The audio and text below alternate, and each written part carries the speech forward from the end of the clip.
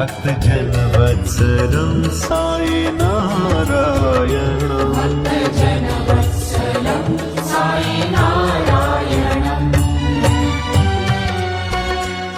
అయితే ఈ ఆత్మజ్ఞానం పొందినటువంటి మహాత్ములని ఒకసారి నేను గడగడ చదువుకుంటూ వెళ్తాను.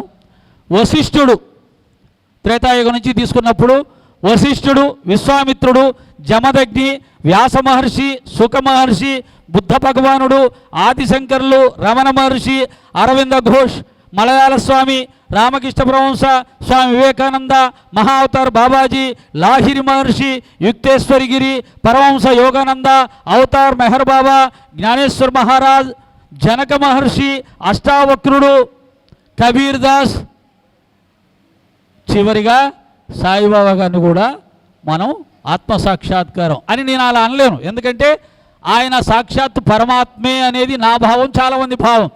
సాధన ద్వారా సాక్షాత్కారం పొందేవాళ్ళు కొంతమంది ఉంటారండి గురువుల్లో. స్వయంగా పరమాత్మే ఈ భూమి మీద అవతరించి ధర్మాన్ని రక్షించడానికి కొన్ని సందర్భాల్లో వస్తుంటాడు. అలా వచ్చిన అవతారాలుగా శ్రీకృష్ణ, శ్రీరామ అవతారాలుగా చెప్పుకుంటాం. అలాగే దత్తాత్రేయ స్వామిని చెప్పుకుంటాం. అలాగే దత్తాత్రేయ స్వామి యొక్క కలియుగ అవతారంలో 5వ అవతారంగా సాయినాథుని చెప్పుకుంటాం. అంటే ధర్మాన్ని ఉద్ధరించడానికి మహాత్ములు, గురువులు, సిద్ధపురుషులు వాళ్ళ శక్తి సామర్థ్యాలు సరిపోనప్పుడు పరమాత్మే తన యొక్క సర్వశక్తుల్ని తీసుకొని వస్తాడు. అలా వచ్చిన వాళ్ళని మనం రామకృష్ణులుగా చెప్తాం సంపూర్ణ అవతారాల్లో. మరి బాబాగారి అవతారం లేదు కదండి పురాణాల్లో, వేదాల్లో. నిజమే. ఇక్కడే మనం ఒక ప్రశ్న వేసుకోవాలి కదా. వెంకటేశ్వర స్వామి అవతారం ఉందండి దశావతారంలో. శ్రీనివాస అవతారం ఉందా? లేదు. కానీ శ్రీనివాసుని కలియుగ అవతారంగా అంగీకరిస్తున్నాం కదా. కాబట్టి ఈ లాజిక్లు ఇవ్వవద్దు. ఒక సిద్ధపురుషుడు అవతరించి ప్రపంచాన్ని ఉద్ధరిస్తూ ఉన్నప్పుడు వారి శక్తి సామర్థ్యాలను బట్టి వారిలో ఆ పరమాత్మ శక్తులు ఎక్కువగా ఉన్నాయి కాబట్టి దాన్ని ఒక అవతారంగా మనం చెప్పుకోవచ్చు. వీరబ్రహ్మేంద్ర స్వామి అవతారం ఉందా? గురు రాఘవేంద్ర స్వామి అవతారం ఉందా? రామకృష్ణ పరమహంస అవతారం ఉందా? లేదు. కానీ వీరందరినీ కూడా అవతార పురుషులుగానే భావిస్తూ ఉన్నాం. కాబట్టి భగవంతుడు ఒక్కోసారి రామకృష్ణులుగా అవతారం ఎత్తినట్టుగానే గురువులుగా అవతారం ఎత్తుతాడు, సిద్ధపురుషులుగా, మహాత్ములుగా అవతారం ఎత్తుతాడు. లోకాన్ని ఉద్ధరించడానికి వారు చేసిన మంచి పనులను బట్టి, వారు అందించిన జ్ఞానాన్ని బట్టి వారిని భగవంతుడు అంటే తప్పేంటి, అవతార పురుషుడు అంటే తప్పేంటి, అసలు మనకు వచ్చిన కడుపు నొప్పి ఏంటి, వాళ్ళ వల్ల సమాజానికి ఏమన్నా నష్టం జరిగితే క్వశ్చన్ చేద్దాం. ఇదిగో పలానా అవతారం ఈ తప్పు చెప్పింది, సమాజంలో మనుషుల్ని పక్కదారి పట్టించింది, తప్పుదారి పట్టించింది, ఖచ్చితంగా క్వశ్చన్ చేద్దాం. మన సనాతన ధర్మానికి వ్యతిరేకంగా ఉన్న బుద్ధ భగవాన్ని మనం దశావతారంలో పెట్టుకున్నాం. ఆయన దేవుడు లేడని చెప్పాడు, యజ్ఞయాగాదులు అక్కర్లేదని చెప్పాడు. అంటే మన సనాతన ధర్మానికి వ్యతిరేకంగా చెప్పాడు. కానీ ఆయన్ని కూడా తెచ్చి మన అవతారాల్లో పెట్టుకున్నాం. కానీ సాయినాథుల వారు మన సనాతన ధర్మాన్ని ఆచరించమని చెప్పారు. విష్ణు సహస్రనామం పారాయణం చేయమని చెప్పాడు. భగవద్గీత పారాయణం చేయమని చెప్పాడు. భాగవతాన్ని పారాయణం చేయమని చెప్పాడు. మన యొక్క సనాతన ధర్మంలో ఉన్న పునర్జన్మ సిద్ధాంతాన్ని చెప్పాడు. అనేకమైన హిందూ దేవాలయాలను బాగు చేయించాడు. శ్రీరామ నవమి జరిపించాడు. అంటే అన్ని హిందువులకు సంబంధించిన వాటిని మసీదులో కూర్చొని దానికి ద్వారకామాయి అని పేరు పెట్టాడు. అదే మసీదులో తులసి బృందావనాన్ని పెట్టి పూజ చేయించుకున్నాడు. అదే మసీదులో హారతులు, పూజలు, యజ్ఞాలు కాదు, పూజలు పునస్కారాలు చేయించుకున్నా. అంటే అన్నీ కూడా ఇప్పుడు కూడా షిరిడీకి వెళ్తే బాబాగారి అభిషేకం కాగానే విష్ణు సహస్రనామం వస్తుంది, బ్రహ్మాండంగా విష్ణు సహస్రనామం వస్తుంది. ఆ విధంగా ఈ సాయి భక్తులందరూ కూడా సకల దేవతల్ని ఆరాధిస్తారు, సకల దేవాలయాలకు వెళ్తారు. ఎక్కడ తేడా ఉంది? ఎందుకు మనం ఆ విధంగా చేస్తున్నామంటే ఏమీ లేదు. విచిత్రమైన విషయం, అసలు ఇది అనుకోవడానికి కూడా సిగ్గు వేస్తుంది. ఏంటయ్యా అంటే బాబా గారి యొక్క ప్రభ పెరిగిపోతుంది. ఎక్కడ చూసినా బాబా మందిరాలు వెలుస్తున్నాయి. హిందువులందరూ బాబా దేవాలయాలకే వెళ్తున్నారు, ఇతర దేవాలయాలకు తగ్గిపోయారు. కాబట్టి అది ఓర్చుకోలేక ఈ కుటిలమైనటువంటి యత్నాలు చేస్తున్నారు. కానీ అది హిందూ సమాజానికి చాలా ప్రమాదం. అది ఎక్కడి దాకా వెళ్ళిందంటే సాయి భక్తులు మీరు సాయిరామ అనొద్దు, సాయి కృష్ణ అనొద్దు, మీరు సాయిబాబాని సాయిబాబా అనండి, వీలైతే సాయిబాబాని పూజిస్తే ఇతర దేవతలను పూజించవద్దు అనే దుర్మార్గమైనటువంటి స్థాయికి కూడా వెళ్తూ ఉంది. ఇదే జరిగితే భవిష్యత్తులో ఏం జరుగుతుందంటే సాయి మతం అంటూ ఒక బుద్ధ మతంలాగా హిందూ సమాజంలో సగము చీలిపోతుంది. అంటే వీళ్ళు చేసే మూర్ఖత్వం వల్ల, కొంతమంది చేసే ఆకతాయి పనుల వల్ల హిందూ సమాజానికి మరొకసారి పెద్ద ప్రమాదం. మీ అందరికీ తెలుసు, పెద్ద పీఠాధిపతులకు తెలుసు, బాబా గారి యొక్క ప్రభ భారతదేశంలో ఎంత ఎక్కువైపోయింది అంటే ఇప్పుడు ముట్టుకుంటే చాలా ఇబ్బంది వచ్చేస్తుంది.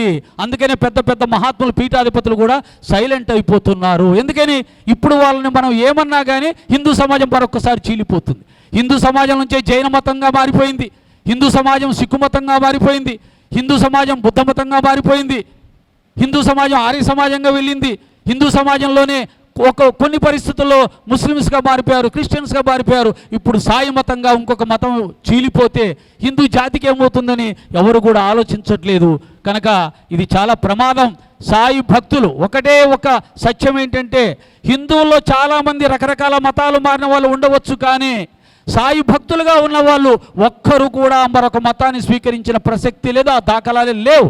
ఎందుకుండవంటే మన హిందువులో ఉన్నటువంటి పీఠాధిపతులు గొప్ప గొప్ప స్వామీజీలైన ఈ విషయాన్ని చెప్పారో లేదో కానీ సాయి చరిత్రలో చూసినప్పుడు బాబా గారి దగ్గరికి ఒక ముస్లిం భక్తుడు ఒక హిందువుని ముస్లింగా మార్చుకొని బాబా దగ్గర తీసుకొని వచ్చి, బాబా ఇతను నేను ముస్లిం మతంలోకి మార్చాను అని అంటే, వెంటనే బాబా మతం మారిన వాడి చెంప మీద లాగిచ్చి కొట్టి, నీ మతం మార్చుకున్నావు కానీ నీ అబ్బను మార్చుకుంటావురా అని చెప్పి ఆ వ్యక్తికి బుద్ధి చెప్పాడు. అంటే అంత ఘాటుగా ఎవరైనా చెప్పగలుగుతారా అని చెప్తే ఇంతవరకు ఎవరు అలా చెప్పలేదు.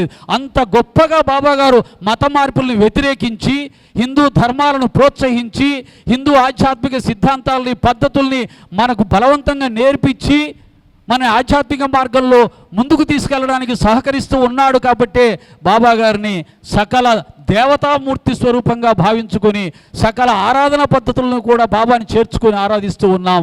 అంతేకాదు ఏ గురు సంప్రదాయం వాళ్ళైనా కానీ బాబాను ఆశ్రయించిన తర్వాత వాళ్ళు మరింత ఆధ్యాత్మికంగా పురోగతి సాధిస్తూ ఉన్నారు. ఒక 10-15 సంవత్సరాల వరకు ఇది లేదండి. అందుకనే ఈనాడు 2 ఉభయ రాష్ట్రాల్లో దాదాపు 30,000 సాయి మందిరాలు వెలిశాయి అని అంటే ఎంత గొప్పగా వ్యాపించింది. ప్రపంచవ్యాప్తంగా చూసుకుంటే బాబా యొక్క వ్యాప్తి ఇతర దేశాల్లో కూడా సుమారు 500-600 మందిరాలు వెలిశాయి ఇతర దేశాల్లో. ఇంకా ఒక సత్యం ఏంటంటే, ప్రపంచంలో ఎక్కువ మంది భక్తులు దర్శించే క్షేత్రాల్లో షిరిడీ క్షేత్రం 4వ ప్రదేశంలో ఉంది. అంటే 1 మక్కా కావచ్చు, 2 జెరూసలేం కావచ్చు, 3 తిరుపతి కావచ్చు, 4వ ప్లేసు షిరిడీ. భారతదేశంలో 2వ ప్లేస్లో ఉంది. 1 తిరుపతి, 2 షిరిడీ. అంటే ఒక్కటి ఆలోచించండి, మన సనాతన దైవాలు అంటే మన దేశంలో 12 శక్తిపీఠాలు ఉన్నాయి, 12 జ్యోతిర్లింగాలు ఉన్నాయి, 18 శక్తిపీఠాలు ఉన్నాయి, 4 ముక్తిధామాలు ఉన్నాయి, కొన్ని లక్షల సంవత్సరాల చరిత్ర ఉంది ఆ క్షేత్రాలకు. అటువంటిది నిన్నగాక మొన్న 100 సంవత్సరాల క్రితం వెలిసినటువంటి, ఇప్పుడు అందరూ అంటున్నటువంటి ఒక ఫకీర్ రూపంలో వచ్చినటువంటి ఒక వ్యక్తి, 4 ఇళ్లలో బిచ్చం ఎత్తుకొని జీవించిన ఒక వ్యక్తి ఈనాడు 12 జ్యోతిర్లింగాల కంటే లేదా 18 శక్తిపీఠాల కంటే ముక్తిధామాల కంటే భక్తులను ఆకర్షించి ఇంతమంది భక్తుల చేత ఆరాధించబడుతున్నాడంటే ఏ శక్తి లేకుండా జరుగుతుందా? ఆయన ఏమన్నా మాయ చేస్తున్నాడా? ఆయన ఏమన్నా పెద్ద పెద్ద పీఠాలు కట్టేసేసి ఏసీ రూములు కట్టించి అందరినీ రండి రండి అని ఏమన్నా పిలిచాడా? ఏమీ లేదే. ఒక ఫకీరేనే, నన్ను పూజించు అని చెప్పి ఆయన ప్రచారం చేసుకోలేదే. ఆయన గురించి కూడా ఎవరు ప్రచారం చేయలేదే. ఇక్కడ కూర్చున్న ప్రతి ఒక్కరు సాధారణ వ్యక్తి కూడా వారి జీవితంలో బాబా చూపించిన అద్భుతమైనటువంటి నిదర్శనానికి, లీలకి, రక్షణకి ఆకర్షించబడి కృతజ్ఞతగా మందిరాలు కడుతున్న వాళ్ళు కోకొల్లలుగా ఉన్నారు. ఒక వ్యక్తి తనకు వచ్చినటువంటి సంపాదనంతా పెట్టి బాబా మందిరాలు కట్టే వాళ్ళు ఉన్నారు. బయట నుంచి ఎక్కడో బాబా మందిరాలకి ఏమీ ఫండ్స్ రావట్లేదు. షిరిడి వాళ్ళు ఒక్క పైసా కూడా ఇవ్వరు. తిరుపతి వాళ్ళన్నా ఏదైనా దేవాలయాలు కట్టుకున్నామంటే, రామాలయం, వెంకటేశ్వర ఆలయం అంటే ఆ వైష్ణవ సంప్రదాయాన్ని ప్రోత్సహించడానికి డబ్బులు ఇస్తారు. కానీ షిరిడి వాళ్ళు ఎవరికి ఒక్క పైసా ఇవ్వరు. పైసా కూడా ఎటువంటి సహాయం అందకుండా ప్రపంచం మొత్తం మీద ఇన్ని వేల మందిరాలు, ముఖ్యంగా 2 తెలుగు రాష్ట్రాల్లో 30,000 మందిరాలు నిలిచాయంటే ఇవన్నీ భక్తులు ప్రేమతో, భక్తితో ప్రతి ఒక్కరూ తమ సొంత సంపాదన వేసి కట్టుకున్నవే తప్ప ఎవరు పైసా ఇవ్వలేదు. అంటే అంతేకాదు, బాబాగారి అవతారం వచ్చిన తర్వాత హిందువులందరూ కూడా మందిరాలకు వెళ్ళడం, సత్సంగాలకు వెళ్ళడం, పారాయణాలు చేయడం, అలాగే విష్ణు సహస్రనామం, లలిత సహస్రనామం, అలాగే ఆంజనేయ స్వామి యొక్క హనుమాన్ చాలీసాలు ఇవెన్నో ఉన్నాయి.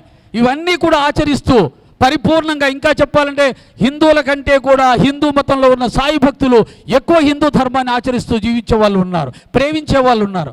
ఇటువంటి సందర్భాల్లో మనం బాబా గారిని ఒక మతానికి పరిమితం చేసి ఒక ముస్లిం అని చెప్పి తక్కువ చేసి చూపించి హిందూ మతంలో ఒక భక్త వర్గాన్ని అవమానించడం కానీ వాళ్ళు వేరు చేయాలని చూడడం కానీ అది హిందూ మతానికి హిందూ ధర్మానికి రాబోయే కాలంలో ప్రమాదం. కాబట్టి మహాత్ములు పెద్దవాళ్ళందరూ కూడా పీఠాధిపతులు కూడా హిందూ ధర్మాన్ని నిలబెట్టాలనుకునే వాళ్ళు ఒక్కసారి సాయి ద్వారా సాయి భక్తుల ద్వారా మన సమాజానికి హిందూ ధర్మానికి మంచి జరుగుతుందా చెడు జరుగుతుందా అని తప్పులేదు. మీరు సాయి భక్తులందరూ ఇతర దేవాలయాలు కూడా వెళ్ళాలి, అది మన తప్పు కూడా. సాయి భక్తుల్లో భక్తి ఎక్కువైపోయి భక్తి పిచ్చి ఎక్కువైపోయి బాబా తప్పితే ఇంకేమీ అక్కర్లేదనే ఒక మానసిక స్థితి వస్తుంది. కొంతమంది ఉపన్యాసాలు చెప్పేవాళ్ళు అలా కూడా చెప్తూ ఉన్నారు, బాబా భక్తులు ఇంకే దేవాలయాలకు వెళ్ళకూడదు, బాబా భక్తులు బాబాను తప్పితే ఏ దేవుని పూజించకూడదు, అలా చెప్పేవాళ్ళు కూడా ఉన్నారు. అలా చేయడం వల్ల ఏమవుతుందంటే బాబా భక్తులు ఇతర దేవాలయాలకు వెళ్లకుండా బాబా దగ్గరికి వెళ్ళడం వల్ల ఈ విధమైన వ్యత్యాసం వస్తుంది, వ్యతిరేక భావం వస్తుంది. కాబట్టి సాయి భక్తులు ఇతర దేవాలయాలకు వెళ్ళాలి, ఆ దేవాలయాల కార్యక్రమాలకు కూడా డబ్బులు ధారాళంగా విరాళాలు ఇవ్వాలి, ఆ దేవాలయంలో ధర్మ కార్యక్రమం జరిగేలా చూడాలి, ఆ పూజా కార్యక్రమం జరిగేలా చూడాలి. అప్పుడే మనం నిజమైన సాయి భక్తులం అవుతాం. ఎందుకంటే బాబా గారు ఆ శరీరంతో ఉన్నప్పుడు చాలా హిందూ దేవాలయాలు బాగు చేశాడు, పాడేల దేవాలయాలు. కాబట్టి నిజమైన సాయి భక్తుడు అంటే ఇతర దేవాలయాలకు కూడా వెళ్ళాలి, వాటిని బాగు చేయడాలి, నడపడానికి కావాల్సిన ఆర్థిక సహాయం సాయి భక్తులు కూడా మనస్ఫూర్తిగా చేసినప్పుడు ఈ వ్యతిరేక భావాలు రావు.